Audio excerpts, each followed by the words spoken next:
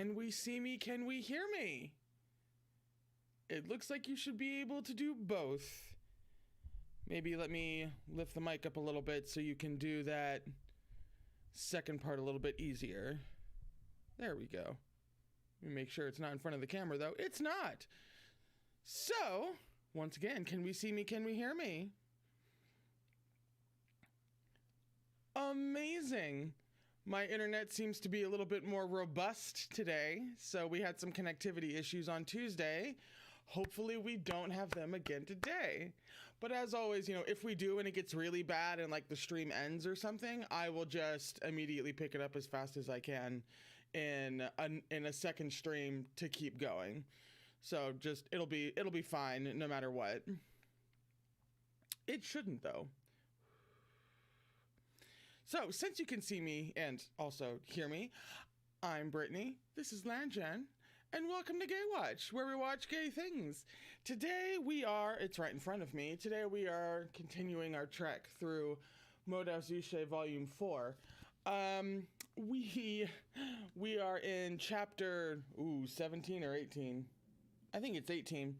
And we're on page 110. I have it right here, and we are right before it gets interesting. So, Jiang Yanli has confronted Wei Wuxian outside of Yanli's wedding, accusing Wuxian of putting a curse, affliction on him, and they are about to come to blows over it. And we had to stop right before they got into the actual fight because you can't just delve into that scene and then stop in a weird place. So that is where we are, but we always give it a couple of minutes for people to get the notification that Gaywatch is live and then hop in on the stream if they choose to do so. So between now and then, I always say a couple of things. First off, this will probably go until about 4:45. Sometimes we push it closer to about 5. And that's so we can get through 40 pages in one sitting. That's kind of our goal. If you want to put a task to this, if you're a task-oriented person, we usually get through about 40 pages. And we stop around halfway so that we can take a break. I can get up and walk around and such. And then we come back for a second half. I have seen the show, The Untamed. I have never read the book. So that's partially what these live streams are for, because of these beautiful official English translations. I can finally read the book. So this is more of a reading reaction situation than any kind of formal sit down. I have prepared this next section to be formally. No, I am very much flying by the seat of my pants with only the knowledge of the show to kind of help me through, which is going to make it really interesting when I finally read something that I haven't seen an adaptation for. That's going to be a whole new world for me. And actually, I think that happens next month because I start having Official's Blessing in February, Volume 2. And the animated series has only covered Volume 1. So that'll be an interesting challenge. So, once again, we are somewhere on page 110. My ADD will never let me remember exactly where we left off. Da-da-da.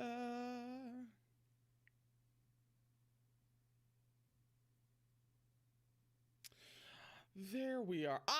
Yes, the bottom of 110 is where we are, and arrows rain down in a torrent. That's where we are starting today. I hope you brought tissues. I sure as hell didn't, because we don't have any. I actually kind of remembered to look and poke around and could not find any, so it's gonna get real pretty in this section. And And this volume, I feel... Ooh, I'm not prepared. I'm not ready. I've had 2 days. I've had 2 days to get ready. But you know, I just started reacting to the guest on Discord, and like that's thrown me for a loop. So I've just had a lot going on in my brain. I was not able to adequately prepare. If we dipped out, it was just for a second, and we're back to green now. But I don't even know if it dipped out fast enough to actually lag on you guys for a second.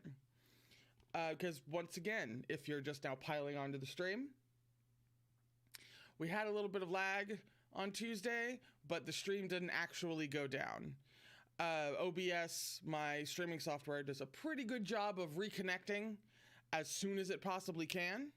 So we shouldn't have a full-on crash or anything, but if we do, I'll just make another stream in like 2 minutes and we can hop on another one and keep going. But if you see it buffing for me, if you see it buffering, I think that's what I meant to say. If you see it buffering, just give it a second and it will smooth itself out. Like, don't panic. It'll just smooth itself out because my internet's been going up and down for the past few days. Even though it shouldn't. So, I'm just waiting for the all clear from the chat to make sure that, like, this little bout of lagging and such has actually passed. Are we good?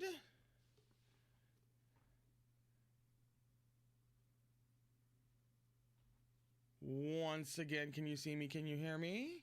It seems to be all right for some people, but maybe not for others. Something like that. I believe Alex reopened the stream and it fixed things because I have all green over here, so there's kind of nothing I can do. I have no fire to put out on my end. Alrighty.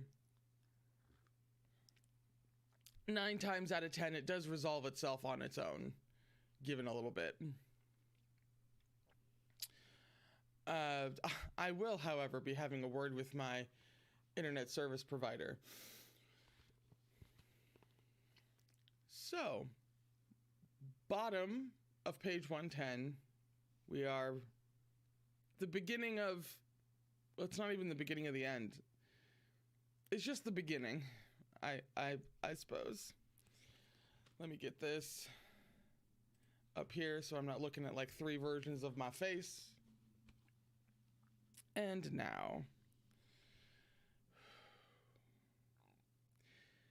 Wending tore a boulder apart with his bare hands and raised it high to block the barrage. When the volley of arrows over 100 cultivators leapt from the cliff and charged at the 2 men in the middle of the valley. I believe we're missing a couple of words at the first part of that sentence, but that's fine. Wei Wuxian took several steps back and quickly dodged an incoming sneak attack from the point of a sword. While Wending was busy dealing with the 100 attackers, Jiang Yanli seized the chance to strike. He laughed aloud when he saw that Wei Wuxian did not have a sword with him, only a flute that was temporarily useless. "This is the price of your arrogance. Let's see how well you do without a sword. Oh, honey." With a flick of his hand, Wei Wuxian hurled forth a row of talismans that burned with green flames, dulling Jiang Yanli's sword glare. His laugh interrupted. A startled Jiang Yanli hurriedly focused on dealing with the attack. As the 2 of them fought one-on-one, something suddenly flew from Wei Wuxian's sleeve. His gaze locked on it and a sense of dread overtook him. It was the gift he had prepared for Jinling. He treasured it far too dearly, had feared he would accidentally break it if he stuffed it somewhere carelessly, and had also wanted to take it out and admire it from time to time on the trip.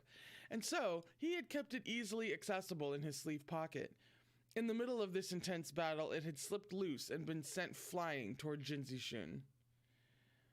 Jin Zixun initially intended to dodge, thinking it was a concealed weapon, poison, or some other wicked ploy, but he changed his mind on seeing the drastic change in Wei Wuxian's expression and caught the item as it flew. It was a small, exquisite wooden box. There was a line of small characters carved on it, Jinling's name, as well as the 8 characters corresponding to his date and time of birth. Jin Zixun was stunned at first, but when he realized what it was, he burst out laughing. Wei Wuxian's face grew grim. He spoke each word of his demand slowly and clearly. Give it back. Jin Zixun held up the little wooden box. A present for Ah Ling, he mocked. Wen Ning was a short distance ahead of them, fighting 100 men on his own and killing with wild abandon. You don't really think you would be allowed to attend Ah Ling's full-month celebration banquet, do you? Jin Zixun said. His words made Wei Wuxian's hands tremble. Just then, a voice bellowed, "All of you, stop immediately!"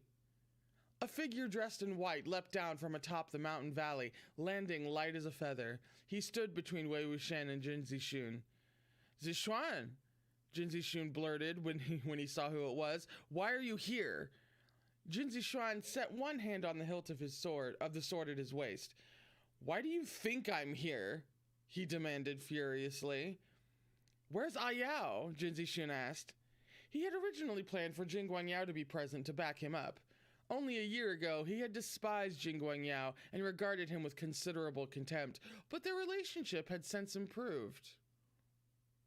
It was no longer quite as strained as it had once been, which was why he now referred to Jing Guangyao in much more intimate terms. I hate her. I hate her. Ooh, it's early in the day, but we are at MXTX hating hours already. "I detained him at Golden Carp Tower," Jin Zixuan replied. "If I hadn't noticed his odd expression and called him out, were you both going to move forward with this absurd plot? Why didn't you tell me that you'd been cursed with the 1,000 sores and 100 holes? You'd rather do something like this than just speak up?" Oh my god, Zixuan, making sense. Being cursed with the 1,000 sores and 100 holes was indeed a difficult subject for Jin Zixun to broach. His pardon me, old asthma thing.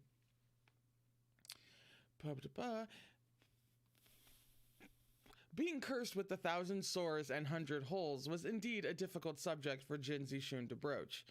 His face and physique had always been comely, and he'd always prided himself on cutting a fine figure. He couldn't bear the idea of anyone knowing he'd been afflicted with such a disgusting, unsightly curse. Additionally, the fact that a curse had been successfully laid upon him in the first place meant his cultivation was lacking and his spiritual defenses were weak, which made it all the more difficult for him to come clean about the situation. As such, he had only confided in Jin Guangshan about his predicament and pleaded with him to find the best doctors and masters of esoteric spells. But, as it turned out, not a single one of them could do a thing to help. Jinling's 1-month celebration banquet had coincidentally been just around the corner, and Jin Zixuan unexpectedly took the initiative to invite Wei Wuxian. Jin Guangshang, none too pleased by this, had suggested Jin Zixun take the opportunity and intercept Wei Wuxian on his way to the banquet and kill him. That way, they wouldn't need to welcome him to Golden Carp Tower.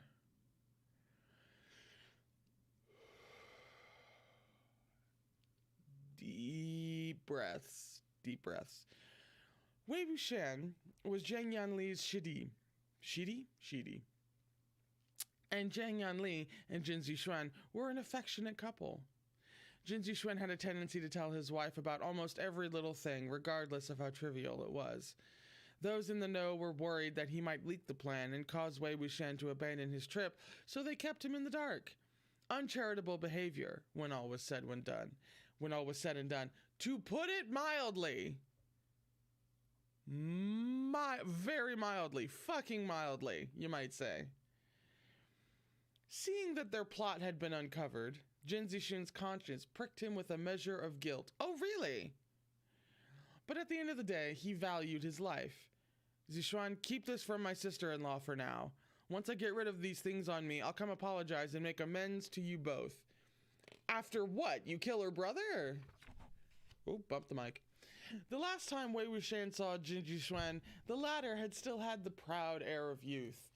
Now that he had settled down with a wife and child, he seemed to have matured significantly. His tone was forceful as he said, with a dark look on his face, "There is still time to salvage this situation. All of you, stay your hands." Jin Zishun was both furious and agitated. What's there to salvage at this point? Do you not see these things all over me?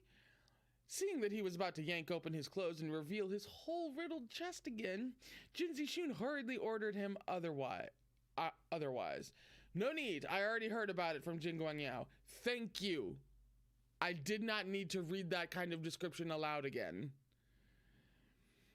Then you should know that I can't wait, Jin Zishun said. Don't tell me you're going to turn a blind eye while your own kin's life hangs in the balance, all for the sake of my sister-in-law, Shidi. You know very well I'm not that kind of person, Jin Zishuan rebuffed. He might not even be the one who cursed you with 1,000 sores and 100 holes to begin with. Why are you so impatient? I was the one who invited Wei Wuxian to attend Ah Ling's 1-month celebration banquet. When you people act like this, where does that leave me? Where does that leave my wife? Get you a fucking man. Jin Zishun raised his voice. It's best if he doesn't attend. Just who is Wei Wuxian anyway? No, sorry, that is like word for word. Almost word for word. That one part in that Taylor Swift song, We Are Never Getting Back Together, somebody in the background goes, who is Taylor Swift anyway? Ew. And I cannot read that with any other like inflection in my head. Who is Wei Wuxian anyway? Ew. Is he even worthy of attending our family's banquet? Whoever touches him will be stained just as black. Zishuan, when you invited him, weren't you afraid that you, my sister-in-law, and Ah Ling would be marred by an indelible stain for the rest of your lives?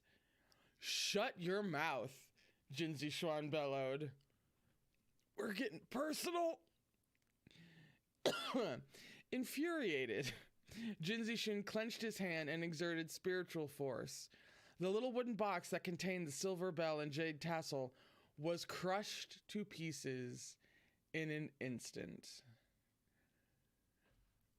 We've officially passed personal? Wei Wuxian could only watch as the box and its contents turned to dust. His pupils shrank rapidly, and he struck out toward Jin Zishun with his hand. Jin Zishuan, however, still did not know what had been inside the box. He raised a hand to intercept the blow, shouting as he did, Wei Wuxian, have you not had enough? Wei Wuxian's chest heaved rapidly, and the rims of his eyes were red. Jin Zishuan and Jin Zishun were cousins who had known each other since childhood and shared decades of friendly history. It was indeed ill-advised for Jin Zishuan to take the side of an outsider right now, and he wasn't fond of Wei Wuxian as a person either. Composing himself, he stated, Make Wenning stop first. Tell him to stop going berserk and aggravating the situation further. Why don't you make them stop first? Wei Wuxian's voice was hoarse as he countered. There was relentless clamor and fighting all around them. Jin Zishuan fumed. Why are you still so stubborn at a time like this? Calm down, all of you, and come with me to Golden Carp Tower. We'll talk, deal with the issue honestly, and set the record straight. You'll be fine as long as you weren't the one who did it. So I should make Wenning stop, Wei Wuxian said. The second I tell him to, arrows will come flying at me and swords will pierce my heart. I'll die without an intact corpse. Go to Golden Carp Tower and talk things over my foot. That won't happen, Jin Zishuan said. Wei Wuxian scoffed. No? And how can you guarantee that? Jin Zishuan, I have a question. When you invited me, did you really not know of their plan to ambush me on the way? Stunned, Jin Zishuan furiously responded, You! Wei Wuxian, you're out of your mind. Wei Wuxian forced down his towering hatred. Ooh, we're going to revisit that line. Wei Wuxian forced down his towering hatred. That's such a good descriptor. Towering hatred. 10 out of 10. Amazing. Yes.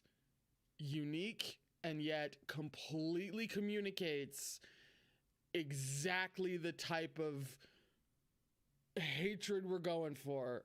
Ooh. Mwah. Excellent. Jin Zixuan, get out of the way, he said coldly. I won't lay a hand on you, but you better not provoke me. Seeing him still stubbornly refusing to concede, Jin Zixuan suddenly made a move as if to seize him. Why can't you yield even the slightest bit for once in your life? Ali is... As he reached out to Wei Wuxian, he heard a strange, dull sound. The sound was much too close by. Jin Zixuan froze for a moment before looking down. Only then did he see the hand that pierced his chest. At some point during their argument, Wen Ning had approached. A few fresh drops of hot blood splattered one half of his expressionless face, making for a jarring contrast. Jin Zixuan's lips moved, his expression a little dumbfounded, but he still insisted on completing his last sentence. Still waiting for you at Golden Carp Tower for Ah Ling's 1-month banquet. Wei Wuxian's face was just as dazed as Jin Zixuan's. The reality of what had transpired had yet to sink in. What happened? How did things turn like this in the blink of an eye? That's not right. It shouldn't be like this. Something must have gone wrong somewhere. Wen Ning extracted his right hand from Jin Zixuan's chest, leaving behind a gaping hole where he had run him through. Jin Zixuan's face twitched in agony. For a brief moment, he seemed to think he might shrug off his wound and keep standing, but his legs gave out in the end, and he fell to his knees. Cries of panic and terror rose and fell around the valley. The ghost general has gone berserk. He killed him. He killed him. Wei Wuxian ordered the ghost general to kill Jin Zixuan. Open fire, Jin Zixuan yelled. What are you people waiting for? Fire your arrows. But the moment he turned around, a black shadow pressed in close to him like an approaching wraith. He felt his throat constrict as a pale hand clutched it in its grip. Wei Wuxian stood there, bemused and frozen. No, he didn't. He'd clearly had Wen Ning under control earlier. Even if he'd ordered Wen Ning to go berserk, he should still have been able to maintain control. He had clearly always been able to control him perfectly. He hadn't thought about killing Jin Zixuan. Not at all. He had never intended to kill Jin Zixuan at all. It was just that, for some reason, he'd somehow failed to control Wen Ning in that moment. He had suddenly lost control. Jin Zixuan's body could finally hold itself up no longer. He leaned forward heavily and toppled over, hitting the ground with a thud. All his life, he had been proud and arrogant. He took great pains to maintain his appearance and demeanor, and was fastidious about cleanliness to the point of seeming terrified of filth. But now he cut an extremely sorry sight as he fell to the ground with one side of his face planted in the dirt. The fresh blood splattering his face and the vermilion mark at the center of his forehead were the same shade of crimson. That was rude. Wei Wuxian's mind was in turmoil. He stared into those eyes as the light slowly faded from them. He had been set adrift in a sea of blood, and screams washed over him ceaselessly from all around. but he could no longer hear any of them. The only thing he could hear was a voice frantically questioning him inside his head. Didn't you say you knew what you were doing? Didn't you say you could keep it under control? Didn't you say there was absolutely no problem, that nothing would ever go wrong? Wei Wuxian's mind went blank. An unknown amount of time later, his eyes suddenly snapped open. What he saw was the pitch-black domed ceiling of the demon-quelling cave. Both Wenqing and Wenning were inside the cavern with him. Wenning's pupils had returned to the whites of his eyes, signaling that he had broken free of his berserk state. He seemed to be in the middle of whispering something to Wenqing.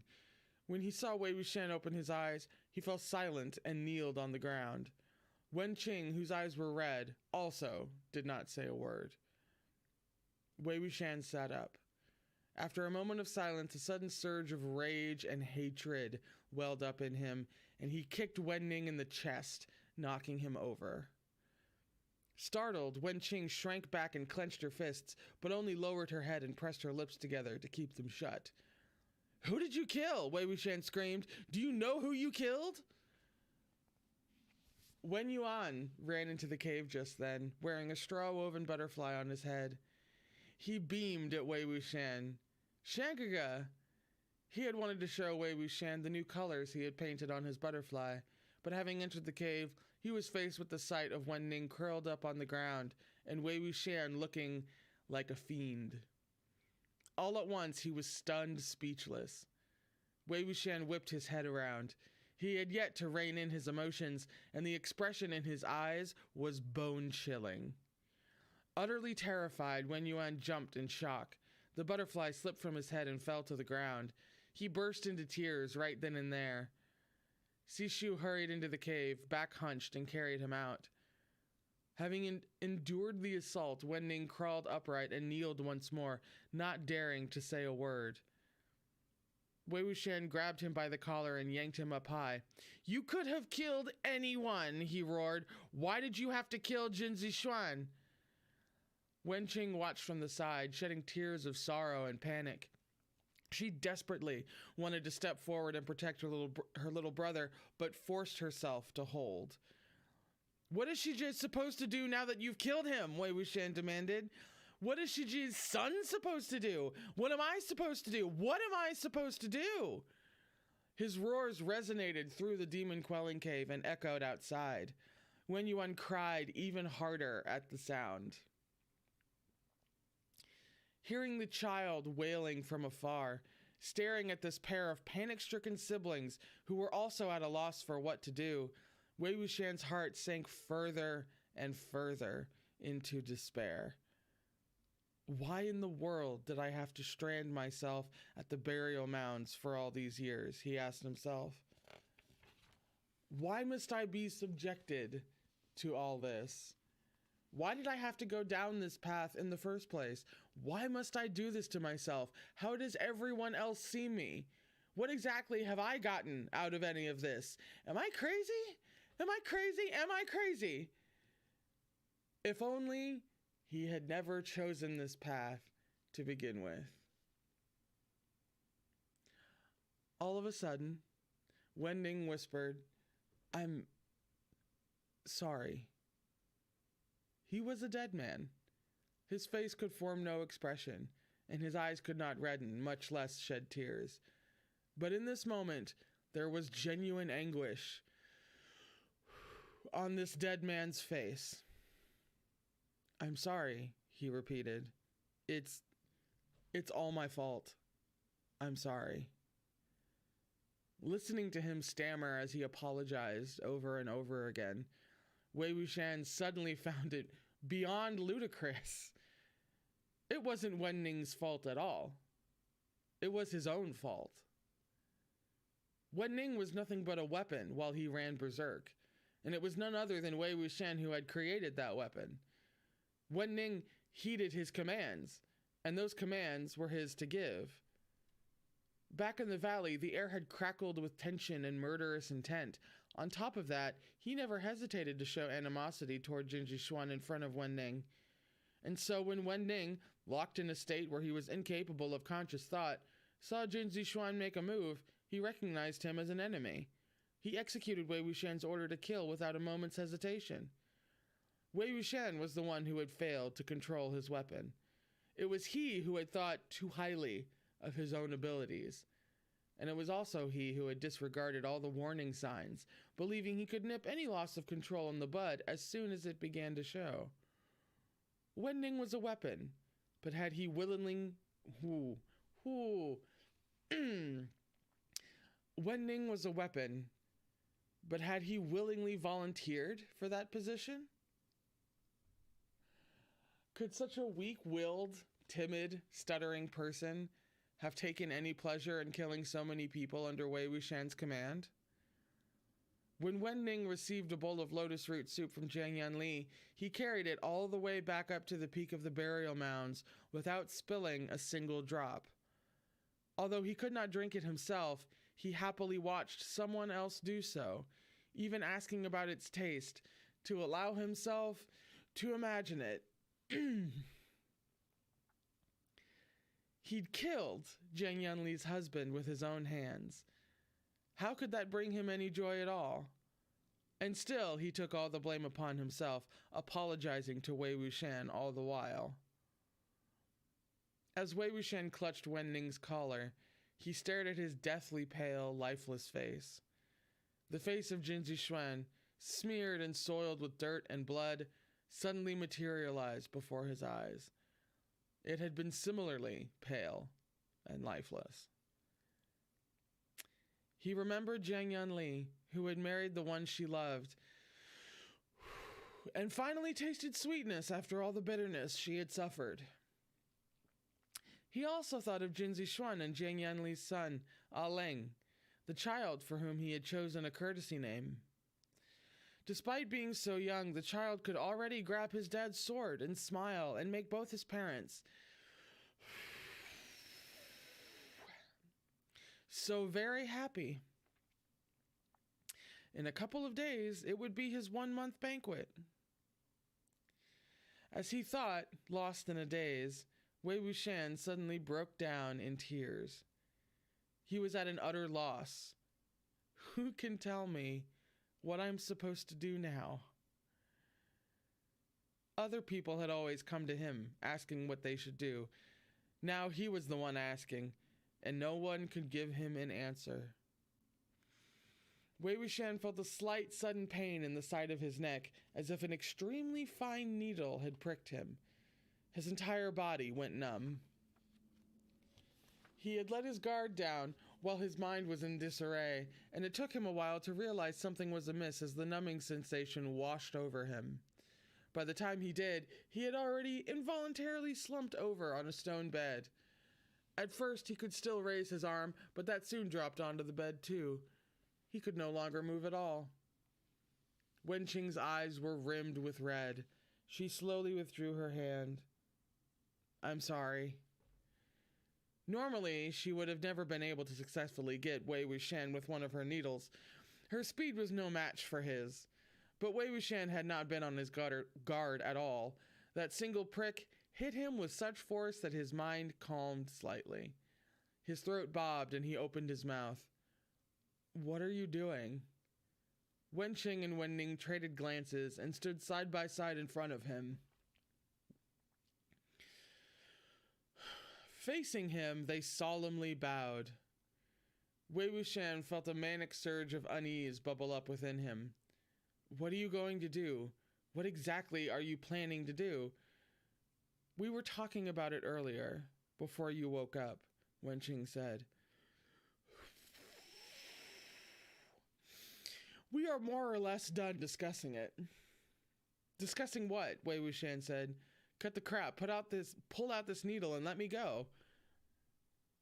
Wenning slowly stood from where he had been kneeling on the ground, his head still bowed. "Gigi and I have come to an agreement. We will go to Golden Carp Tower and plead guilty." "Plead guilty?" Wei Wuxian repeated in astonishment. "Plead guilty how? Apologize or turn yourself in?" Wenqing rubbed her eyes and spoke with a seemingly tranquil expression. "Yeah, more or less." While you were out cold the past few days, the Jin clan of Lanling sent men to the foot of the burial mounds to shout their message at us. What message? Wei Wuxian probed.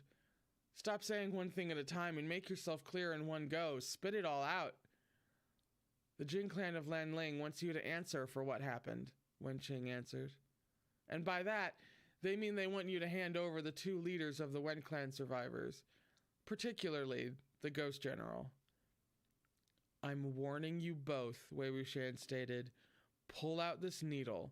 Do it right now. Wenqing paid him no heed, but continued to speak. The leaders of the remaining survivors of the Wen clan would be us. Judging by what they said, you only need hand us over and this matter will be considered settled for the time being. And so we must trouble you to lay here a while longer. The needle's effects will wear off in 3 days. I already told Sishu and the others they'll take good care of you, and they will release you if anything unexpected happens during those 3 days. Wei Wuxian fumed. Shut the fuck up. This is already enough of a mess. Don't add to my troubles. Plead guilty. My ass. Did I tell you to do that? Pull the needle out. Wenqing and Wenning stood in identical silence with their hands hanging by their sides. Wei Wuxian was completely paralyzed and powerless. His struggles were futile, and no one heeded his words. Suddenly, the strength...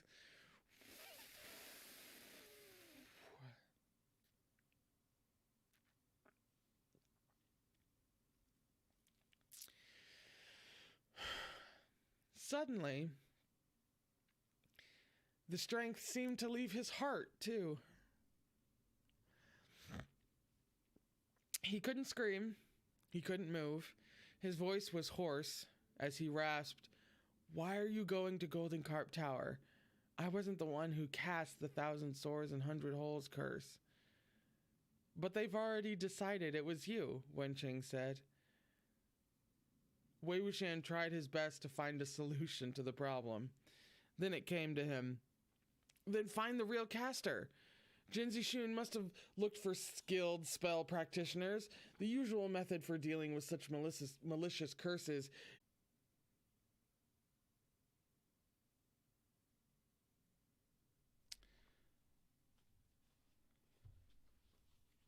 I wonder if that worked. Yeah? Damn, I didn't think that was gonna work. My internet went out entirely there for about a minute. And I thought I was gonna have to start a new stream. Because like my page entirely crashed. So I thought that just the stream had entirely crashed. I mean, we lost like half the people in here.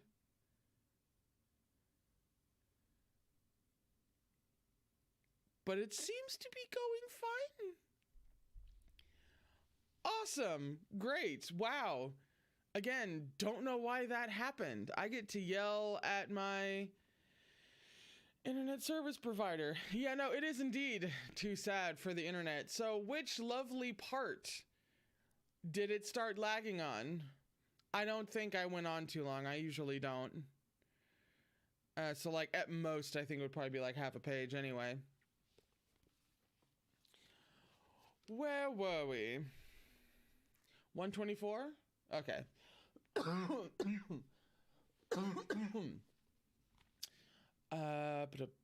Yeah, it wasn't even... Yeah, it was just a few sentences. We didn't lose much at all.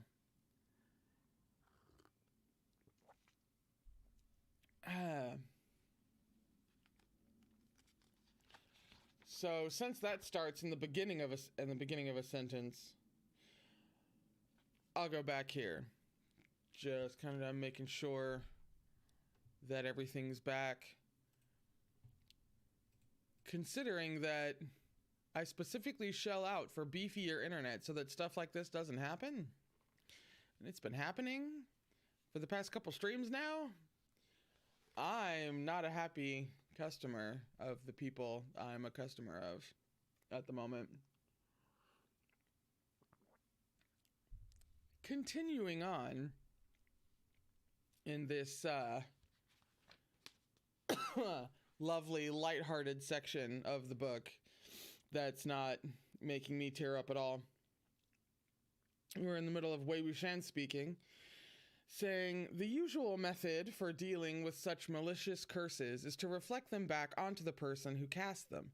Even if not all of it can be made to rebound, some of it can, so we only need to find the person who has the same curse marks. It's no use, Wenqing said. Why not? Wei Wuxian probed. There's a sea of people in the world, Wenqing said. Where and how will we find that exact individual? Don't tell me you want to set up checkpoints on every road, in every city, and make everyone strip for us to inspect them. Why not? Wei Wuxian hastily pressed. Who would be willing to set up those checkpoints for you? Wenqing rebuffed. And how long are you going to keep looking? You might be able to find them, given 8 or 10 years, but are they willing to wait? But there's no sign of the curse rebounding on my body, Wei Wuxian argued. Did they ask you about that? Did they ask you about that when they ambushed you? Wenqing asked. No, Wei Wuxian answered. That's right, Wenqing said. They didn't. They went straight for the kill. Do you get it now? They don't need any evidence. Nor do they need you to uncover the truth. Whether there are traces of the curse on your body is irrelevant. You are the Yiling Patriarch, supreme ruler of the demonic path. You're skilled in the diabolical arts. It wouldn't be surprising if there were no signs of the curse rebounding on you. Besides, you needn't have cast it yourself. You could send forth your wen dogs, your minions and lackeys to do your bidding. Either way, you are the culprit. There is no getting out of it. Wei Wuxian broke into a string of curses, much like my brain is doing right now.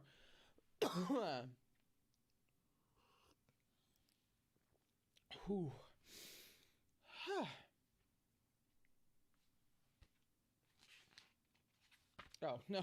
Oh, wow. Lost my own freaking spot.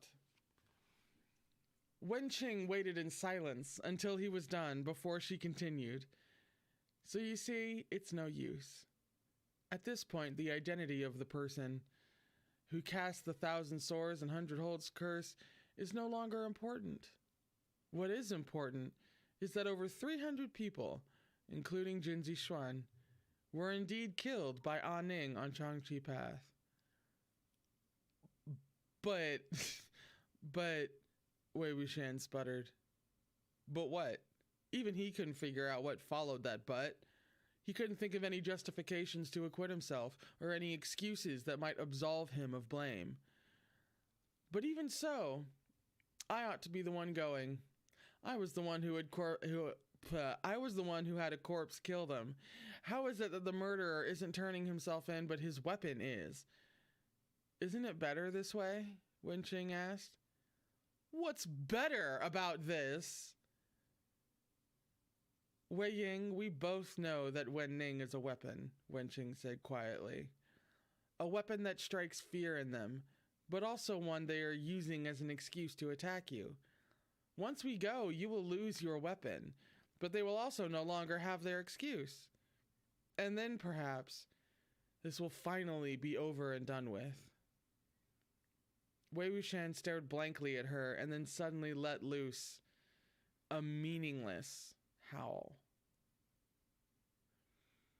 He finally understood why Jiang Cheng was always so furious at the things he did, why he was always cursing him for having a hero complex, and why he was always itching to beat some sense into him. Being unable to dissuade someone who insisted on shouldering all responsibility and bearing all the terrible consequences, this was truly a feeling most detestable, most abominable. Do either of you seriously understand what will become of you if you go to Golden Carp Tower to plead guilty, especially Wen Ning? Wei Wuxian said. Don't you dote on your little brother most of all?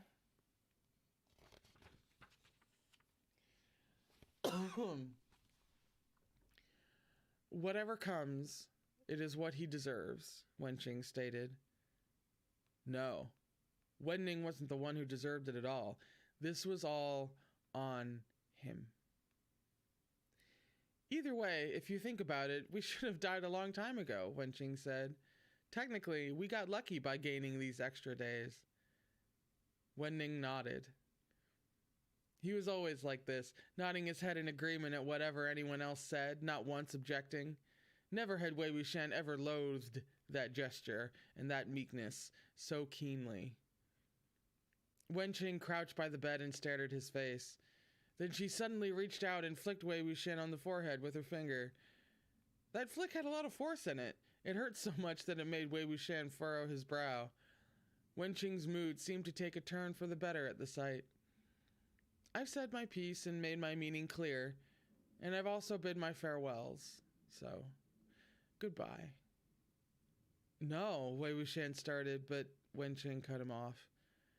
I've never really said this to you. But now that it's come to this, there are some things that must be said. I really won't.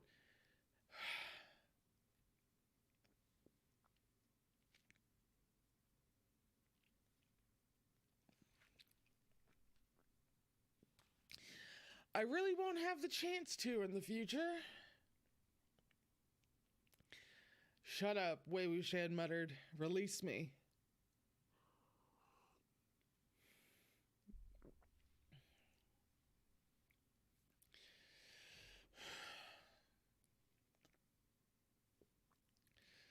I'm sorry, Wenqing said.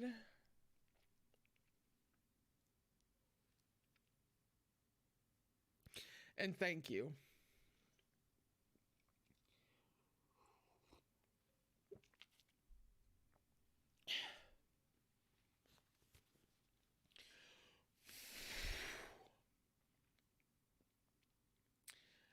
End of part 1 of chapter 18, I think.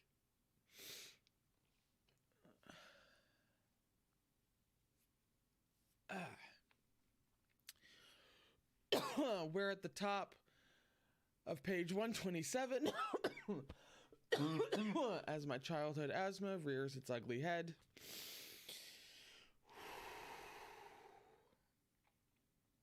You know, it's 4.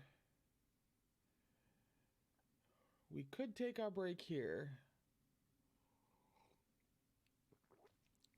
Let me see how part 2 starts. Hang on. Oh God. Okay. You know, yeah. It's 4. We're going to take our break here so that we can walk this off a little bit, because we have more to get to. Oof.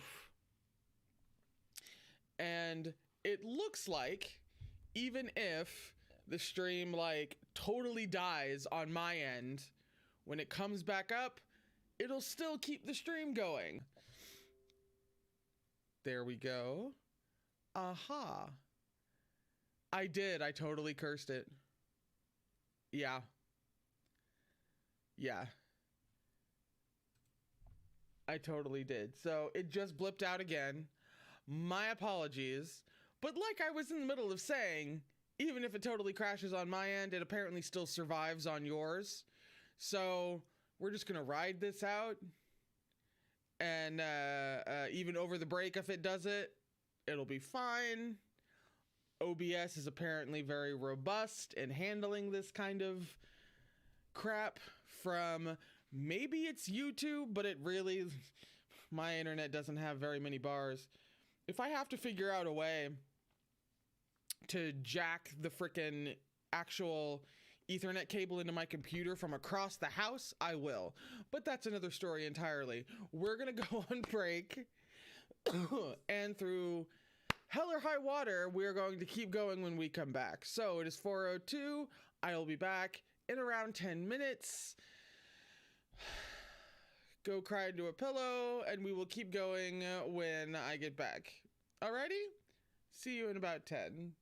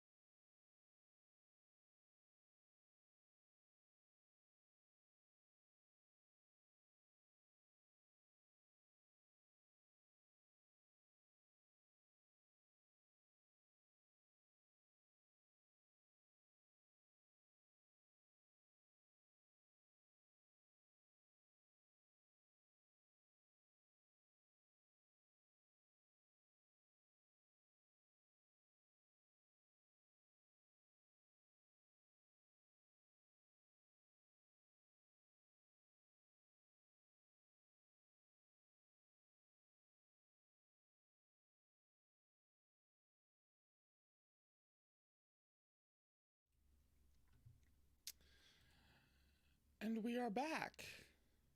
Yes, we are back. Let me get my configuration reoriented. And we shall continue, assuming I can be seen and heard. Hello. Pardon me again. So, welcome back to part 2. Hopefully it won't dip out again, but you know, no promises, apparently.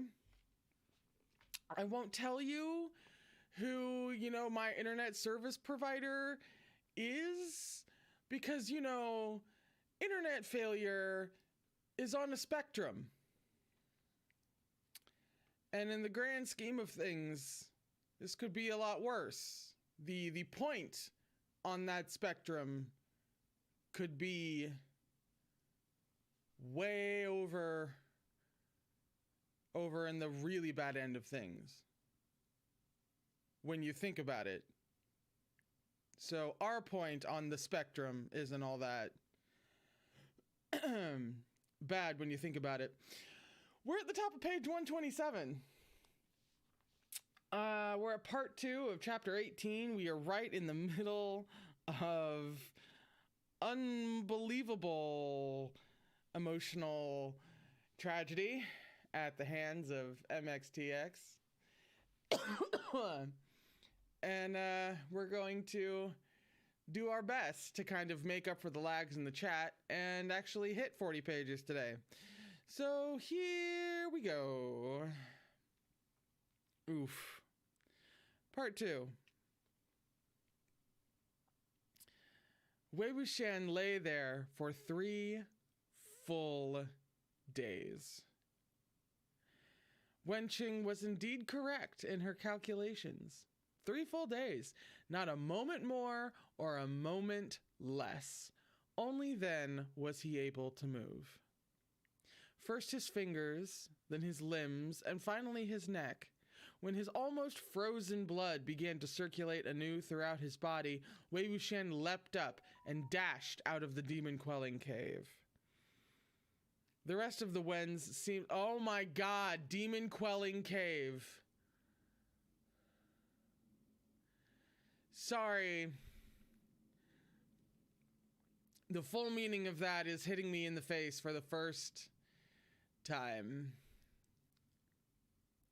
Like the full... He named it because he sleeps there. And then Wenqing...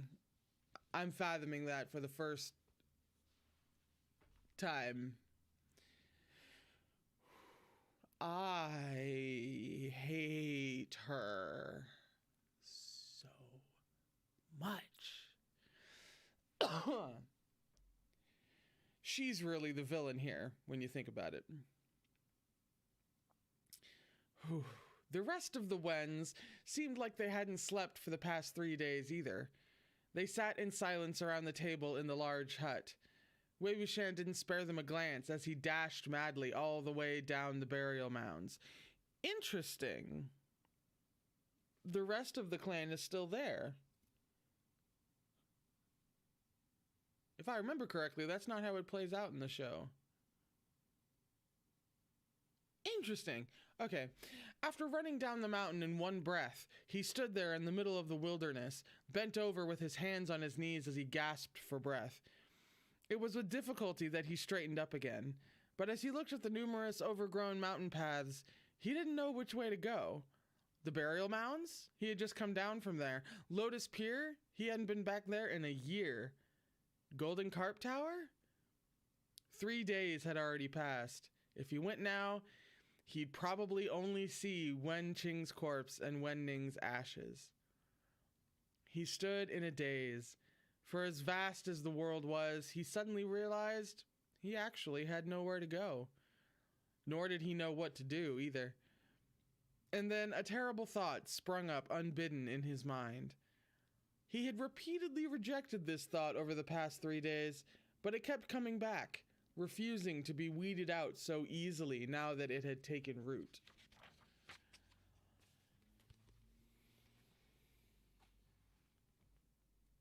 Wen Qing and Wen Ning had left on their own. Perhaps deep down, he was glad they did. Because now he wouldn't have to agonize over what choice to make. They had taken the initiative to make the choice for him, saving him the trouble. Wei Wuxian raised a hand and slapped himself, then hissed under his breath, "What are you thinking?" His cheeks stung with searing pain, and he finally suppressed the terrible thought once more. Instead, he resolved that no matter what, he should at least bring back the Wen siblings' ashes. And so, in the end, he still ran in the direction of Golden Carp Tower. It wasn't hard for Wei Wuxian to sneak into a place without making a sound. Golden Carp Tower was very quiet and surprisingly not as heavily guarded as he'd expected. He searched the premises for a long time but found nothing suspicious.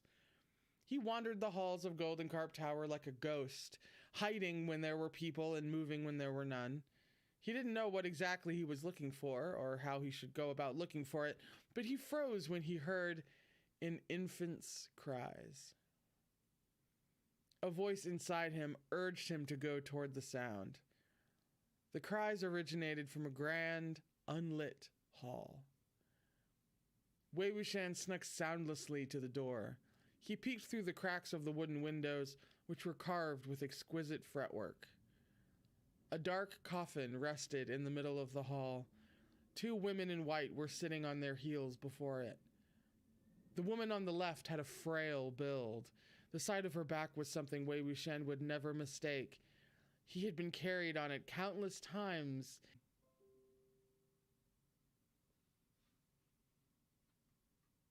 That was a quick one.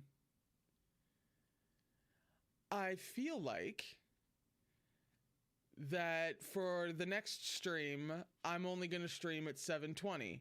Maybe that'll ease up on this poor internet that I seem to be having.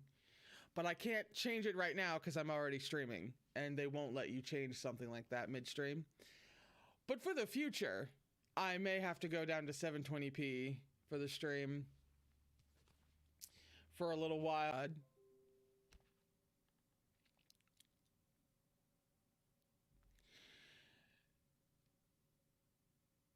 There we go. Jeez. Okay. We're gonna give it a couple seconds. Internet, you good? Really? Truly? Honestly? At least for the next few minutes. Yeah? Hello. So, it was Jiang Yanli. Jiang Yanli sat on her heels on a cushion, staring blankly at the polished black coffin before her. She held an infant in her arms as he uttered tiny cries. The woman on the right spoke softly to her. "Ali, don't sit here any longer. Go take a break." Jiang Yanli shook her head, and Madame Jin sighed. Madame Jin's personality was quite similar to that of her good friend, Madame Yu. She was strong-minded and always spoke in a loud, confident tone, but when she spoke just now, her voice was quiet and hoarse and made her sound very old. "I'll keep vigil," Madame Jin insisted. "Don't sit here any longer. You won't be able to take it." "Mother, I'm fine," Jiang Yanli said softly. "I'd like to stay a while longer." After a while, Madame Jin slowly stood. "You can't go on like this. I'll go get you something to eat." She had probably been there for a while as well, sitting on her heels the whole time. Her legs had gone numb, and she tottered slightly as she stood up, but she steadied herself immediately and turned around. Sure enough, Wei Wuxian saw the somewhat steely face of Madame Jin. The Madame Jin in Wei Wuxian's memory was ruthlessly efficient and honestly, shout out to OBS, frankly. OBS is the real VIP of this stream. Because, boy, it just keeps... Like, you give it the slightest bit of internet and it just keeps reconnecting. I haven't had to make like a single move really, because it just automatically. Thank you, OBS. So, ruthlessly efficient. Thank you. Turnips. I love your name, by the way. Let me find it. Let me find it.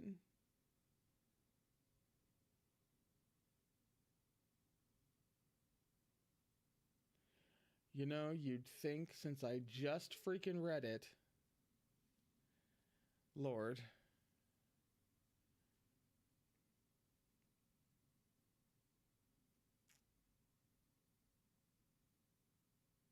There we are. Oh, yeah. The Madame Jin in Wei Wuxian's memory was ruthlessly efficient and resolute. She always wore a haughty expression and was always surrounded by a resplendent air of nobility and affluence. She maintained her youthful looks so well that people would have believed her to be a woman in her early 20s. But right now, what Wei Wuxian saw was an ordinary middle-aged woman. She had graying hair at her temples and was dressed in plain white robes of mourning. She had no makeup on, revealing her ashen complexion and her dry, cracked lips. Wei Wuxian immediately dodged away when she walked over, about to push the door open to exit the hall. With a light tap of his foot, he leapt onto the corbel bracket spanning the hallway's ceiling, just as Madame Jin strode out and closed the door behind her. Her gaze was cold. She drew a deep breath and adjusted her expression as if she wished to don her usual air of dignity. But her eyes reddened before she could fully inhale. She had never allowed herself to show the slightest hint of sorrow in front of Jiang Yanli. The moment she stepped outside, however, the corners of her mouth fell and her features seemed to collapse in on themselves. Her entire body started to shake. This was the second time Wei Wuxian had witnessed such an unsightly and heartbreaking expression on a woman's face, and he really never wanted to see the sight again. Wei Wuxian clenched his fist without thinking, but his knuckles unexpectedly made a clear, crisp crack, and the moment she heard the noise, Madame Jin's eyebrows immediately shot up. "Who's there?" She looked up and saw Wei Wuxian hiding next to the corbels. Madame Jin, who had excellent eyesight, got a good look at the face concealed in the darkness. Her features contorted for a moment, and then she screamed a command in a shrill voice. "Men, all of you come! Wei Ying, he's here! He has infiltrated Golden Carp Tower!" Wei Wuxian rushed down the long corridor. He heard the frantic clatter of footsteps as someone else rushed out of the grand hall behind him, yet he couldn't help but flee into the night. He dared not take a single look at the expression on Jiang Yanli's face right now, nor listen to a single word she had for him. After escaping Golden Carp Tower and leaving Lanling City, Wei Wuxian was directionless once more. He began to wander aimlessly in a confused stupor, moving unceasingly, losing count of how many cities he passed through. Eventually, he came upon a gathering of people in front of a city wall. They were engaged in heated, animated discussion. Wei Wuxian initially paid them no mind, but as he walked past, he heard the whispered words, "Ghost General." He promptly stopped in his tracks and began to listen with rapt attention. The Ghost General really is savage. He said he came to Golden Carp Tower to plead guilty, but then he suddenly went berserk and went on a killing spree. Oh, shit! Thank goodness I didn't go that day. As expected of a dog trained by Wei Wuxian, he bites on sight. That Wei Ying, though, if he can't control him, then he shouldn't have so thoughtlessly created him. He made a mad dog and didn't even chain it up. It'll backfire on him one day, and with how things are going, I think that day isn't far off. No, look behind you. Wei Wuxian listened quietly. His knuckles twitched slightly, as did his facial muscles. Man, the Jin clan of Lanling is so unlucky. The Lan clan of Gusu is the real unlucky one. Most of the 30 or so people killed were from their clan, even though they were clearly just there for support and to mediate. Good thing they finally destroyed the Ghost General with fire. Just the thought of a creature like that roaming free and randomly going berserk is enough to keep me up at night. That's the end a Wen dog deserves, someone spat. The ghost general has been reduced to ash. That should show Wei Wuxian. I heard quite a number of the family heads who will be participating in the pledge rally have already spoken up. How gratifying.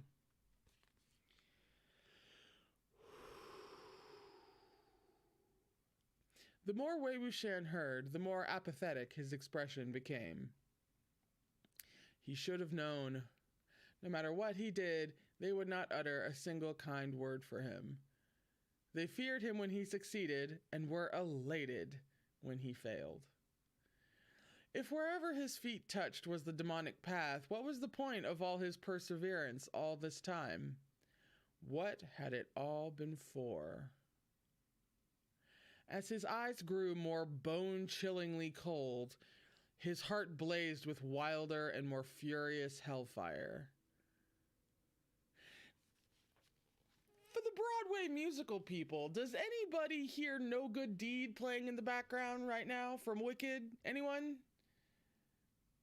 I don't know why. That's just, coming up in the back of my head right the hell now.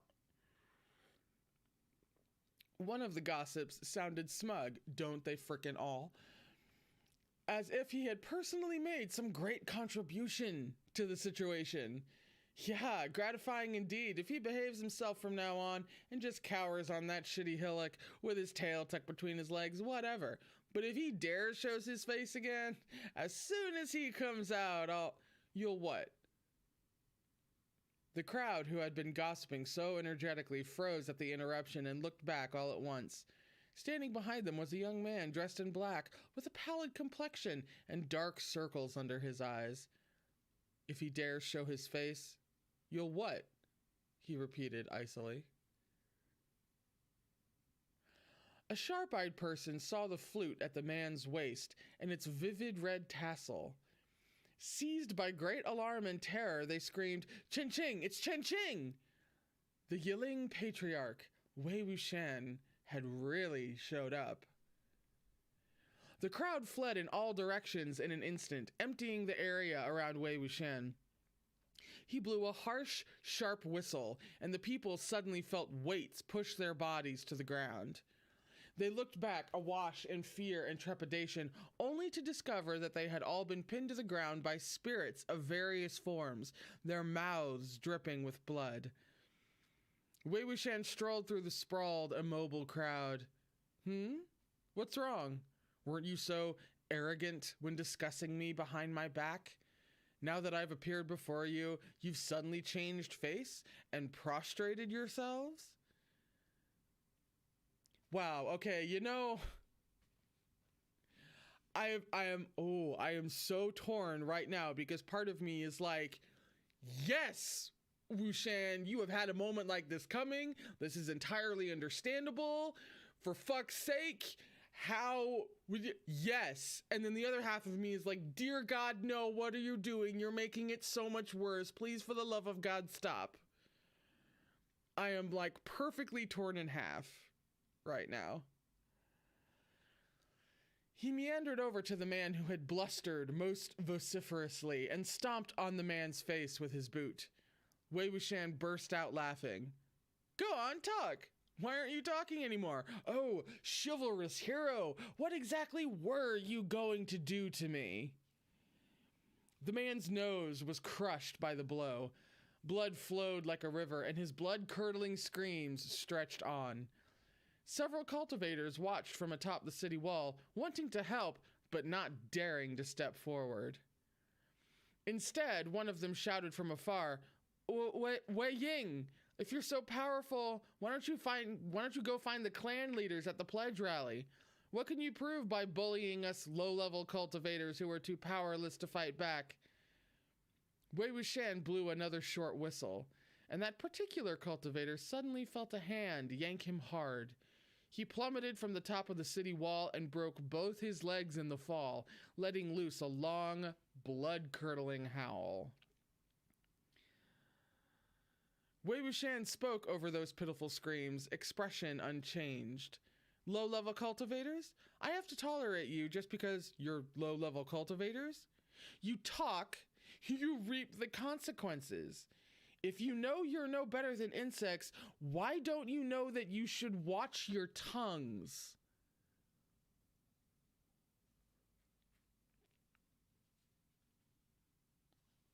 Also, him, like, literally saying fucking talk shit, get hit. This is really satisfying and really terrible all at once. Oh! God! Doom clouded the blanched faces of the crowd, and they were terrified into silence. When Wei Wuxian didn't hear another word of idle gossip after some time had passed, he was satisfied. There we go. With another kick, he knocked out half of the teeth of the man who had been the most enthusiastic in his fabrications. Blood splattered across the ground. Everyone trembled and went even paler. The man had already passed out from the pain. Wei Wuxian lowered his head and scrubbed the blood-stained soles of his boots against the ground, leaving behind several bloody footprints. He scrutinized them briefly before delivering one last comment in a mild tone. But you insects were right about one thing. There's no point wasting time on you. You're telling me to go find those major clans? Very well then, I'll be off. Let's go settle some scores. Somebody fucking snapped.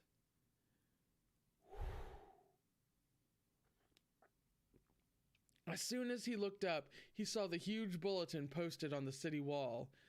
It was the one the crowd had gathered around to gossip.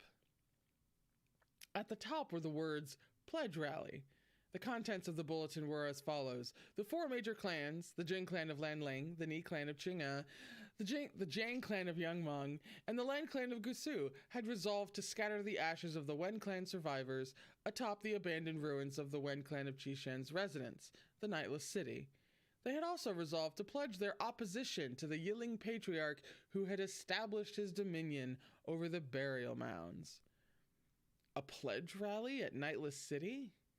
The crowd was still terrified. Sure they were about to meet a tragic end at the hands of the Yiling patriarch and have their corpses drafted into his service. But Wei Wuxian was no longer interested in them. After reading the bulletin, he cast them from his mind and exited the area with his hands clasped behind him, leaving them on the ground. He didn't recall the spirits holding them down. Those who cried out in pain continued to wail, and those who squirmed continued to writhe. Not a single person was able to crawl to their feet. Sometime later, a blue sword glare suddenly streaked past them. Everyone felt the weight lift in an instant. I can move now, someone exclaimed. A few people, climbing to their feet with some difficulty, saw the blue sword glare sail back to its wielder's sheath. Oh, God, I know who this is. The wielder of the sword was a very young, handsome man with a refined air about him. He was dressed in white and wore a forehead ribbon, his expression frosty and solemn, a trace of suppressed worry coloring his brow. His steps were swift as he walked over, but he did not look at all hurried. Even his sleeves did not flutter in the wind. The cultivator, whose legs had been broken, battled the pain to call out to him, Hang Wanjun. Lan Wangji walked over to the man and crouched, pressing on his legs to ascertain the extent of his injuries. Determining them not to be too severe, he rose to his feet, but the cultivator continued before he could speak a word. Hang Wanjun, you are too late, sir. Wei Wuxian just left. Quite a few people knew that Hang Wanjun of the Lan clan of Gusu had been trying to track down Wei Wuxian these last few days. Surely to settle the score with him, to make him pay for the dozens of lives the Lan clan of Gusu had lost so senselessly. Yeah, he just left less than 2 hours ago, someone else quickly interjected. What did he do? Where did he go? Lan Wangji asked. The crowd immediately began to vent their grievances to him. He attacked us without rhyme or reason.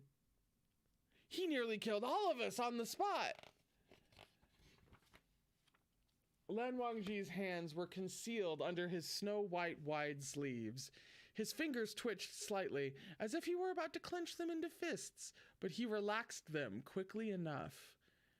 But he did say that he was heading to Nightless City to settle the score with the 4 major clans at the pledge rally, the cultivator quickly added. After the annihilation of the Wen clan of Qishan, the halls of Nightless City had been reduced to a magnificent but empty ruin. At the highest point of Nightless City stood Scorching Sun Palace, an impossibly wide public square stretched before it.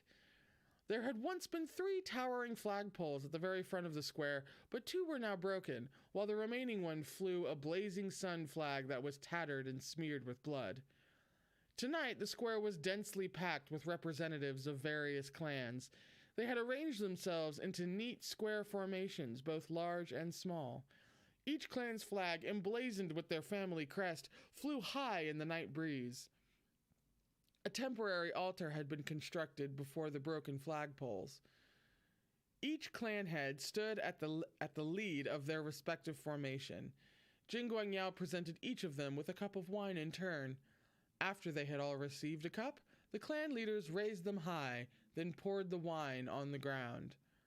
The spilled wine seeped into the soil, and Jing Guangshan said with solemn reverence, "This wine is hereby offered to the deceased heroes of the cultivation world, irrespective of clan or family name." The souls of the brave departed live on forever, Ning Mingju said. "Rest in peace," Lan Shichen said. Zhang Cheng simply looked gloomy. As per usual. I wonder how many times he gets that, basically, like, Zhang Cheng looked unhappy. That line. I wonder how many times that happens. Even after he had poured out the wine, he did not say a word.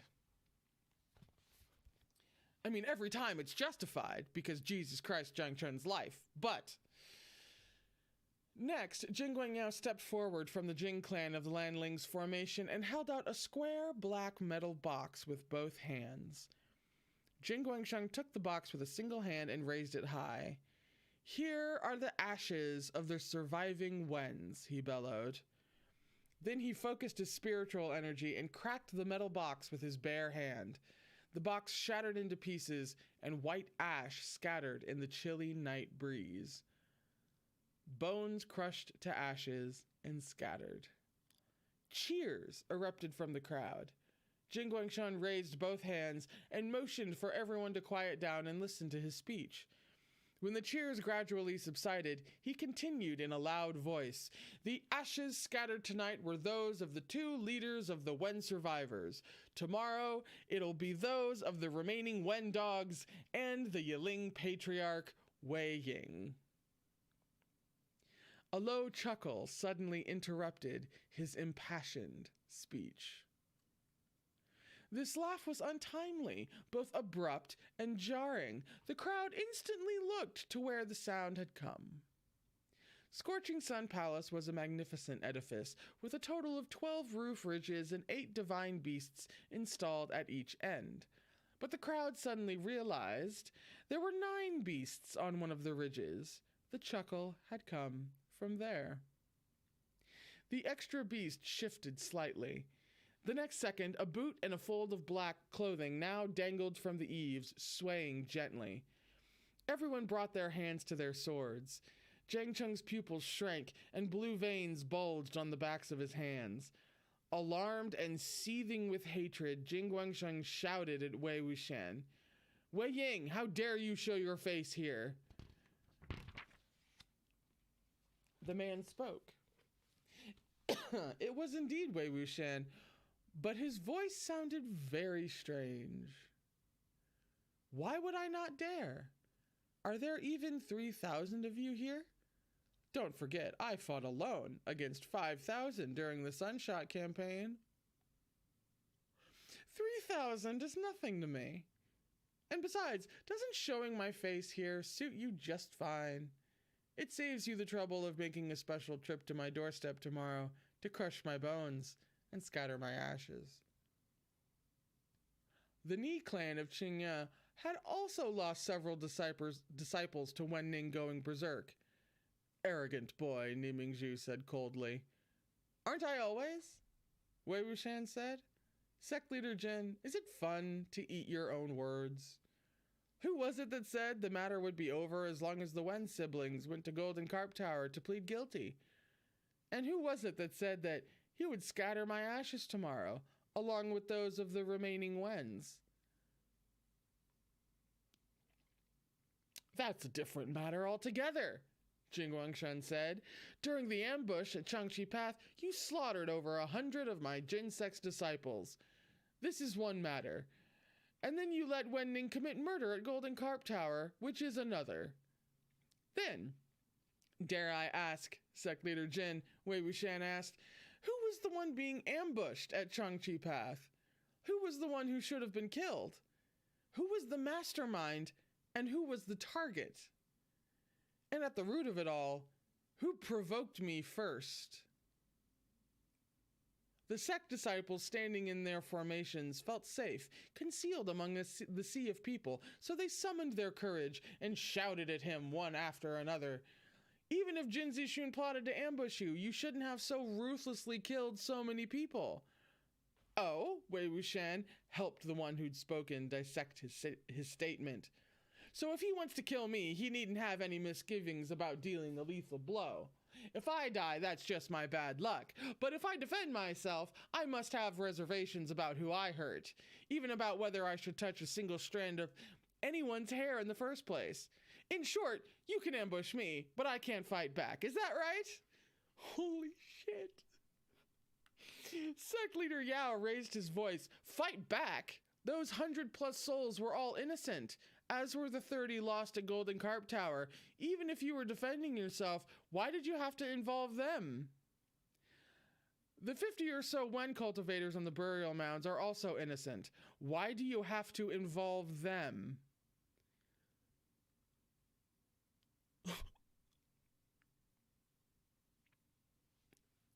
I am fucking alive. Jesus. What great kindness did the Wen dogs do you to make you so partial to those scum? Someone else spat. I don't think there was any great kindness at all. He just considers himself a hero set against the whole world. He thinks he's doing chivalrous deeds and thinks himself noble for risking universal condemnation. That one was almost kind of accurate. Wei Wuxian fell silent at this. The crowd below took his silence as a retreat. When all is said and done, it's your fault for casting such a despicable, malicious curse on Jin Zixun. What proof do you have that I was the one who laid the curse? Wei Wuxian asked. The man who'd asked the question was struck speechless by Wei Wuxian's reply. Briefly stumped, he then countered, and what proof do you have that you aren't the culprit? Wei Wuxian smiled. Then let me ask, why couldn't it have been you? You don't have any proof that you didn't cast the curse, do you? The person was both shocked and furious. Me? How could I possibly be the same as you? Don't go confusing right and wrong. You are the most suspicious of all. Do you think we didn't know you and Jin Zixun bore each other a grudge for over a year? Who exactly is the confused one here? Wei Wuxian said chillingly. That's right. If I wanted to kill him, I would have done so a year ago. I wouldn't need to wait this long. If I waited, I'd forget a character like him in 3 days, much less a year. Sect leader Yao was shocked. Wei Wuxian, oh Wei Wuxian, what an eye-opener today has been. I've never seen a crook as unreasonable as you. You continue to humiliate and insult your victims even after you kill them. Do you not have the slightest bit of sympathy or remorse? Curses were hurled at him from all directions, but Wei Wuxian accepted them calmly. Only fury could suppress the other emotions in his heart. One of the cultivators standing at the forefront of the formation said with bitter grief, Wei Ying, you truly disappoint me. To think I used to admire and look up to you. I even said that, if nothing else, you were a founder, someone who established the first generation of your own sect. It's almost nauseating in retrospect. From now on, you and I stand in opposition. Wei Wuxian was taken aback by this speech at first, but then burst into hysterical laughter. He laughed so hard he could barely breathe. You admired me. You say that, but why did I never see you back when you admired me? And when everyone began to bay for my blood, you popped up waving your little flag to cheer and support. Wei Wuxian laughed till he was shedding tears. I'm almost in the same position. That admiration of yours was a bit cheap, wasn't it? And now you're talking about opposing me. All right then, but what does your antagonism and animosity matter to me? Your admiration, your contempt, they're both so utterly insignificant. How are you not embarrassed to parade them about like this? Oh, damn. I've witnessed another murder. Woo! He had just finished when he suddenly choked. A burst of dull pain bloomed in his chest. Wei Wuxian dropped his gaze to see a feather arrow piercing him, the head buried between two of his ribs. He looked in the direction the arrow had come from. The archer was a young cultivator with delicate features, still in his shooting stance as he stood among the formation of his small clan. His bowstring was still quivering. Wei Wuxian could tell the arrow had been aiming for a fatal strike at his heart, but the archer was not particularly skilled, and the arrow's momentum had waned as it flew, causing the shot to miss his heart and pierce his ribcage instead. The people around the archer were wide-eyed with shock and even horror as they looked at their fellow who had made such a reckless move. Wei Wuxian raised his head. There was murderous fury on his face as he yanked out the arrow and flung it back with his might. A horrible cry rang out. The arrow he had hurled back had struck the young archer right in the chest. A young cultivator standing by the archer's side threw himself atop his body and wailed. I'm gonna assume this is pronounced, it might be ja, but it's repeated twice. Not entirely sure. The clan's formation was instantly thrown into disarray. The leader of the clan pointed a trembling finger at Wei Wuxian. You're so vicious. Wei Wuxian casually pressed his hand to his chest to temporarily stop the bleeding. What do you mean by that? He said indifferently. He dared try a sneak attack on me. He should have expected that would be his fate if he missed. You all call me a cultivator of the demonic path. Surely you can't have hoped I'd be magnanimous enough to let it go. Fall into battle formation, Jiang Yanli shouted. We must not let him leave here alive. With this order, the standoff was finally broken. Riding their swords with bows in hand... that does make sense in this world. Hello. Several disciples charged forward to encircle the top of the hall. They had finally made the first move. With a sneer, Wei Wuxian took Chenxing from his waist and lifted it to his lips.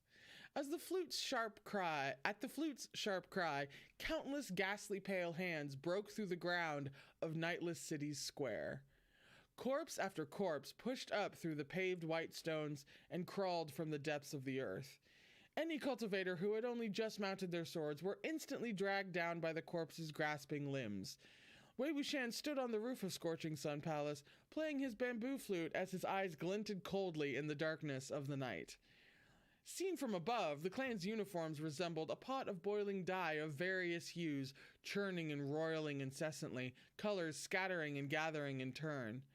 Their formations had been thrown into disorder, save for the Jiang clan of Young Meng. Every clan leader was so busy protecting their own disciples that they were too preoccupied to attack Wei Wuxian. Right then, the icy notes of a Guqin disrupted Chenxing's song. Shit. It's 4:54. I have to stop. Why does this keep happening? Ooh, okay. So, crap. Yeah, we have to bring it to a screeching halt. And maybe if we have more stable internet on next Tuesday, when I run it at 720 instead of 1080, we can like blaze through and maybe pick up some ground, because I think we're about 8 pages short of our 40-page goal, but we did have a lot of connectivity issues. So we'll try to pick up those 8 tomorrow and probably have to end closer to 5 as well. But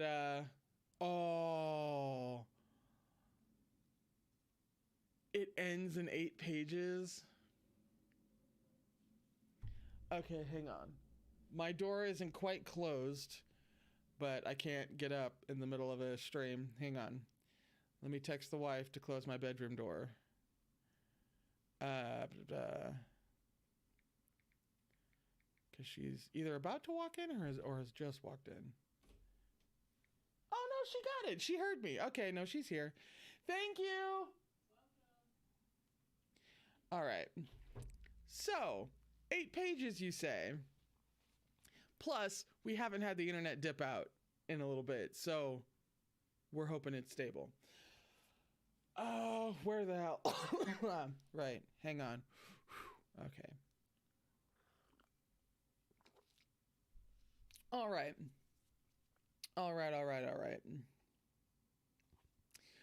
Right then, the icy notes of a Guqin disrupted Chen Qing's song. Wei Wuxian lowered Chen Qing. He looked back to see a person sitting on another of the roof's ridges, his Guqin laid horizontally across his lap. His snow-white clothes were almost blinding in the darkness of the night. "Ah, Lanchan," Wei Wuxian called out in a cold voice. After he had greeted him, he raised the flute to his lips once more. "You should have known long ago that purification tone doesn't work on me." Lan Wangji flipped his Guqin onto his back, drew Bichin, and lunged directly at Chen Qing in an attempt to cleave the hellish flute that created such diabolical notes. Wei Wuxian whirled around to sidestep the attack and laughed out loud. Very good, very good. I always knew there would come a day when we'd have to fight for real, like this. You never liked me all that much anyway. Bring it on! Lan Wangji's movement... Oh, wait, sorry, that took a second to hit. You never liked me all that much anyway. Oh, honey. Baby, sweetie, sugar, oblivious. Lan Wangji's movements stalled when he heard this. Wei Ying. Though he shouted the name forcefully, any sober person would have been able to tell that Lan Wangji's voice was trembling. But Wei Wuxian had already lost all ability to judge such things. He was already half mad, half delirious. His mind infinitely magnified all the ill will people bore him until he was absolutely certain that every single person in the world loathed him. For he too loathed them all in return.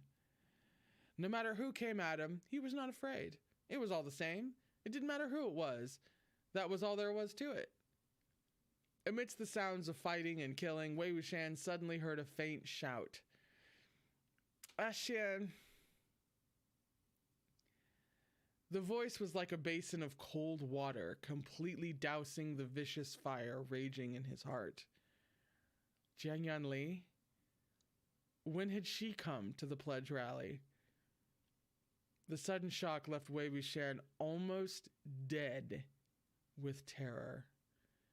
He lowered Chen Qing, unable to care less about continuing the fight with Lan Wangji. Shiji? Jiang Cheng had also heard her voice. The color instantly drained from his face. Ji, where are you? Where are you? Wei Wuxian leapt from the roof of Scorching Sun Palace and shouted himself hoarse, just as Jiang Cheng was doing. Shiji, where are you? Where are you? I don't see you. Disregarding the countless glinting, flashing blades and swords that came pressing in toward him, he struck out with his palms and fists as he rushed through the chaotic crowd. All of a sudden, he saw Jiang Yanli's white figure submerged in the sea of colors. Wei Wuxian did all he could to shove through the people blocking his path, advancing with difficulty. There was still a considerable distance and countless people between them, and for a moment, Wei Wuxian could not move at all. It was the same for Zheng Cheng. To make matters worse, it was at that very moment that they both realized a half-decayed fierce corpse was swaying to its feet before Jiang Yanli. Dragging a rusty longsword in its grip, it moved toward her. Seeing this chilling scene unfold, Wei Wuxian barked sharply, "Scram! Get lost! Don't touch her!" "Make it go away!" Zheng Cheng roared. He hurled Sandu at the fierce corpse.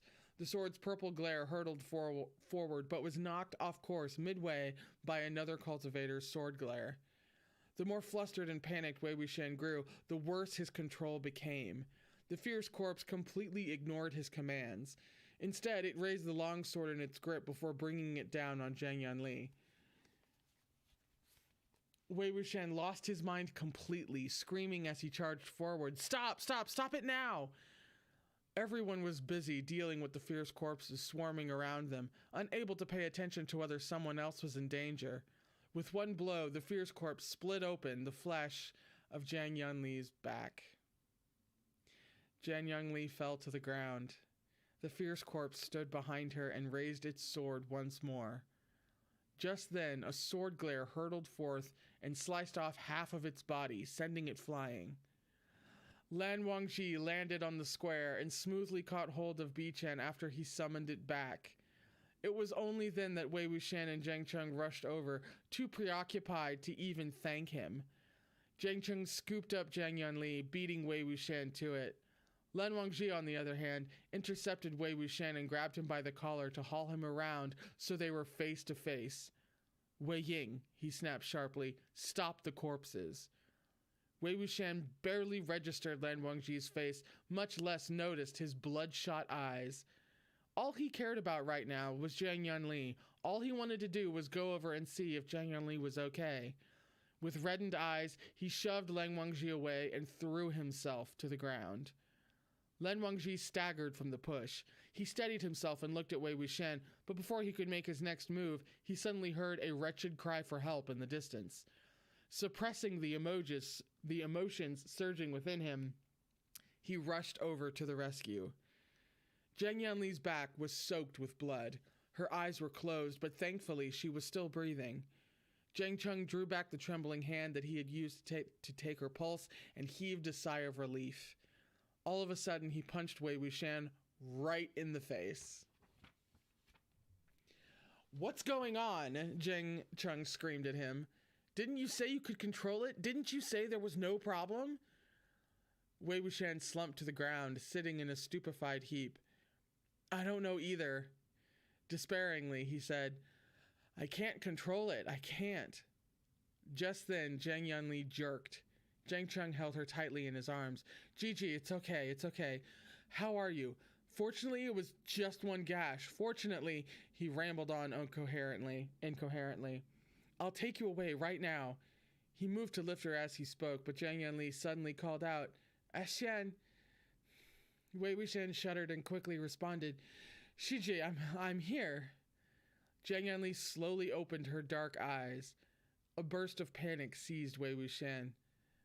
"Xian." Speaking seemed to be a terrible effort for her, but she still continued. "You ran away so fast last time. I didn't even get a chance to take a look at you or say a single word to you." Wei Wuxian's heart pounded wildly as he listened. He still didn't dare look directly at Jiang Yanli, especially right now. Her face was covered in dirt and blood, just as Jin Zixuan's face had been back then. He was even more afraid to hear what she was going to say next. "I came here to tell you," Jiang Yanli said. "Tell him what? It's all right? I don't hate you? Everything's okay? I don't blame you for killing Jin Zixuan?" "Impossible." But she couldn't bring herself to say anything to the opposite effect either, though she didn't know what she could say to Wei Wuxian under the circumstances. All she knew was that she had...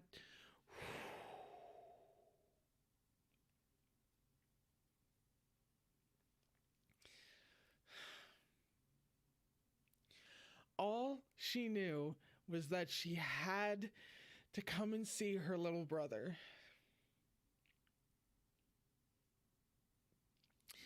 With a sigh, Jiang Yanli said, "Ashan, stop.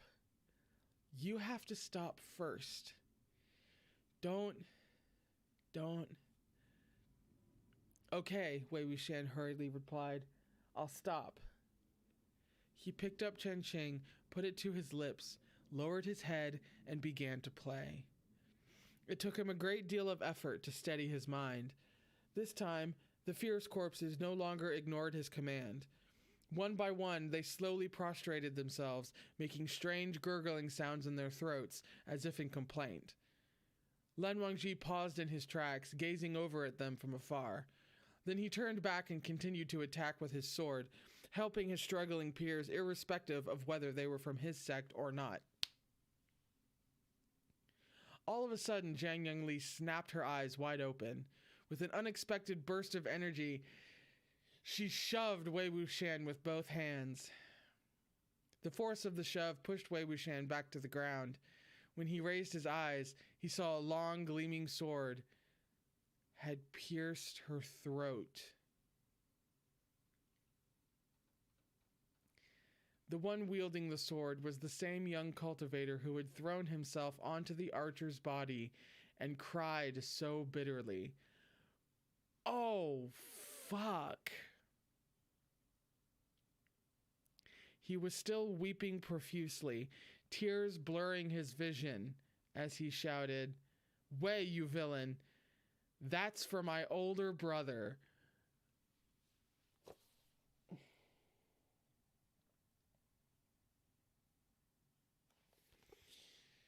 Wei Wuxian sat on the filthy ground, staring at Jiang Yanli in disbelief. Her head hung limply. Blood flowed ceaselessly from her throat. Oh, come on! There's art? We'll get there. He was waiting for her to speak, as if to hear her pass her last judgment upon him. Zhang Cheng was in a daze as well, still hugging his older sister's body. Reality had yet to set in. A long time passed before Wei Wuxian let loose a grief-stricken scream. Lan Wangji struck with his sword and whirled around. Only then did the young cultivator realize he had killed the wrong person. He yanked out his sword, bringing with it a spray of blood. As he backed away in a panic, he sputtered, "No, it's not me, it's not... I meant to kill Wei Wuxian. I wanted to avenge my brother. She was the one who threw herself in the way." Wei Wuxian seized him by the throat in a flash of movement. Sect leader Yao brandished his sword. "Demon, unhand him!" Lan Wangji could no longer be bothered to maintain his poise. "Oh, can we, dip that sentence in bronze, please?" Lan Wangji could no longer be bothered to maintain his poise. He shoved aside the people blocking his way, one after the other, as he dashed toward Wei Wuxian. But he hadn't even made it halfway when, in full view of all present, Wei Wuxian snapped the young cultivator's neck with his bare hand. "You," a clan leader exclaimed enraged. "You dragged down Zheng Fengmian and his wife. You were the one who caused their deaths. And now you've made your Shije share their fate. You have only yourself to blame, yet you still dare take it out on others. Instead of repenting, you continue to kill. Wei Ying, your crimes are beyond forgiveness. But Wei Wuxian could no longer hear any of the abuse and condemnation they hurled at him. It was like he was being controlled by another soul as he reached both hands into his sleeves to retrieve two objects. Then, before the eyes of all, he pieced the objects together. If I have to see it, you do too. Here's some lovely art. Some lovely art of the grief-stricken whale in question there. In case you needed a visual.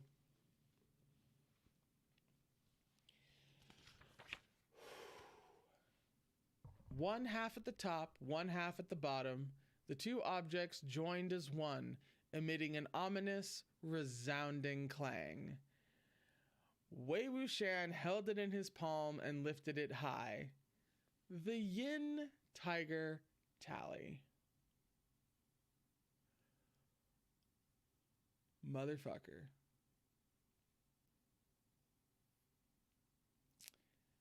That would be the end of the chapter. Yeah. That's how that goes. Uh-huh.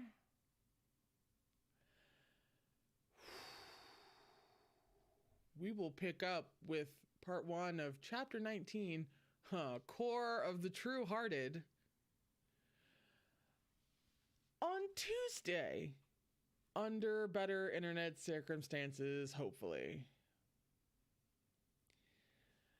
Jesus Christ. We got there, though. We had to go a little over time, but we got there. That was...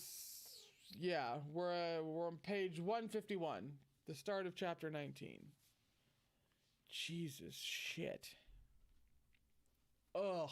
Oh, man. That scene that wasn't in the show with Wuxian, finally clapping back against the regular townsfolk gossipers and stuff. I understand why that didn't make it into the show, but God, it was good. It was really good. It really, yeah.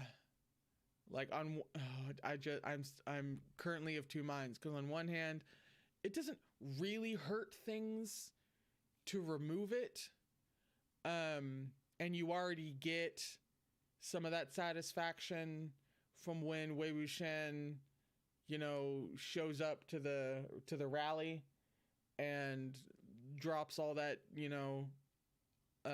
on the actual clan leaders.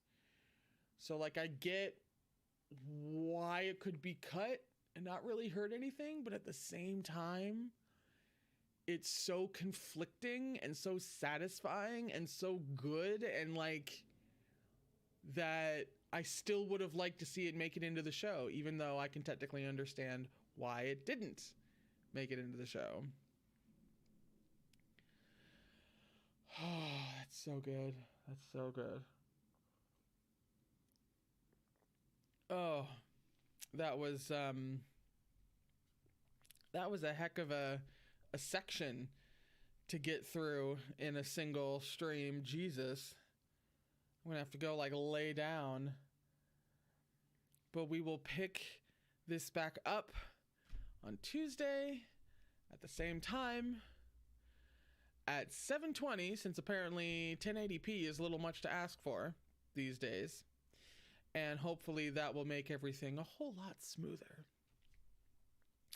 So I will see you guys on Tuesday. Thank you so much for sticking around and sticking through tech difficulties and hanging in there. I greatly appreciate it. I will do my best to make it easier from here on, but thank you so much for sticking through it.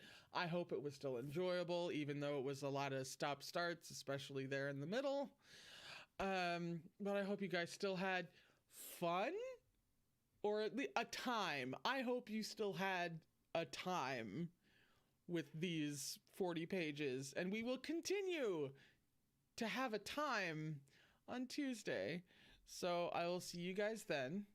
Please remember to take care of yourself and have a wonderful, wonderful day. Bye, guys.